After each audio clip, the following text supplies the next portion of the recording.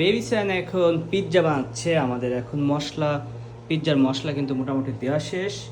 এইখানে চিকেন তারপরে মাশরুম, পেঁয়াজ, ক্যারট সব বেবি সান দিয়ে দিচ্ছে। এখনো কতক্ষণ বাকি হবে বাবা? অনেকক্ষণ লাগবে এখনো। এখনো অনেকক্ষণ লাগবে, আমার তো ক্ষুধা লেগে গেছে তোমার পিৎজা দেখে। পিৎজা এত সুন্দর তাহলে কালার তাহলে হয়ে তাহলে গেছে। একটা ভাত খেয়ে নাও। ও মাই গড, ভাত তো খাইছে, এখন এটা খেতে হবে তো, তাড়াতাড়ি করো। তুমি এক জায়গায় দিচ্ছ কেন? চুপ করো তুমি। ওই মা গো, মরছি রে। বেবিটা আমাকে কোনো কাজ করতে দিচ্ছে না।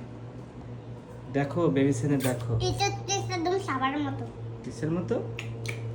ওকে, দেখো তো বেবি সাজানো কেমন হয়েছে, পিৎজা সাজানো। এই দেখো কিউট হয়েছে, সবটা দূরে দূরে দাও।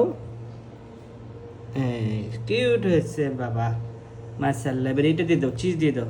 এই এখন চিজ দিও না। চিজ এটা আমি রাখো দেই না, এখানে, চিজ এটা দিলে একটু রাখো। সুন্দর লাগে। রাখো, একটা বাকি আছে। দেখছো, পাকু বুড়ো হলে যা হয় সব নিজে করবে, দেখছো বাবা। আমার একটু চিজটা দিতে খুব মন চাচ্ছে, আমি একটু দেই না। ওকে দাও। ওকে, দেখছো কত কিউট বেবি। এই দেখো চিজটা কিন্তু মজা লাগে, বুঝছো, হওয়ার পরেও মজা লাগবে, আবার দেখতেও খুব মজা লাগবে। ওকে এই আমার হাতে ঠিক দিয়ে দিবো। আছে, আমরা এখন কুক করব। তোমরা ভালো থেকো, টাটা বাই বাই।